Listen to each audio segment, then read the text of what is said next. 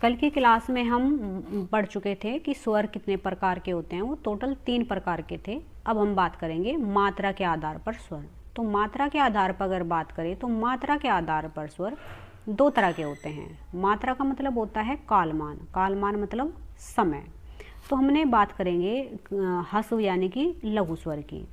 तो लघु होते हैं जैसे हमारा ए, ई, औ और ऋषि, इनकी ये डंडा सा जो खिंचा हुआ है ना, इनकी एक मात्रा होती है, तो इसलिए इन्हें बोल देते हैं ह्रस्व या लघु स्वर।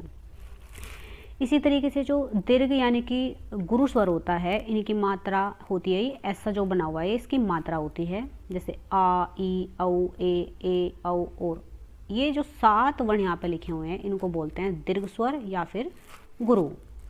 आगे बात करते हैं, संस्कृत में मात्रा के आधार पर अगर बात करें तो स्वर 3 तरह के होते हैं, और हिंदी में कितने तरह के होते हैं? सिर्फ 2 तरह के। आगे बात करते हैं उच्चारण या ओष्ठ के आधार पर स्वर। अब हम बात करेंगे बोलने और होठ के आधार पर। अब तक तो हमने जीभ के आधार पर पढ़े, उत्पत्ति के आधार पर पढ़े, मात्रा के आधार पर पढ़े। अब हम बात करेंगे उच्चारण यानी कि होठ के आधार पर स्वर।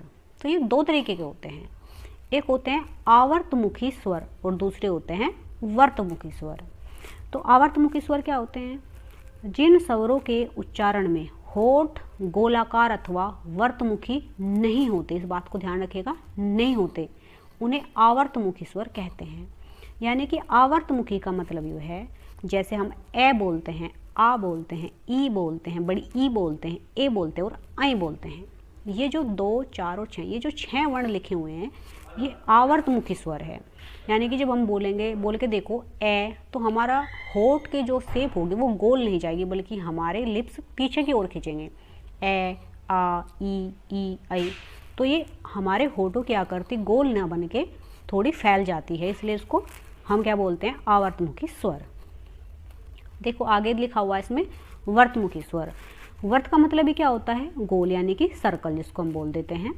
जिन स्वरों के उच्चारण में होठ गोलाकार यानी कि गोल गोल होंगे उन्हें हम वर्तमुखी कहेंगे, उन्हें वर्तमुखी स्वर कहते हैं। जैसे ऊ, औ और आ हमारा आगत स्वर भी था, मैंने आपको पढ़ाया था। तो ये जो 5 यहाँ पे वर्ण लिखे हुए हैं ये क्या है? वर्तमुखी है, क्योंकि इन्हें बोलते टाइम हमारे होठ की जो आकृति है वो गोल हो जाती है।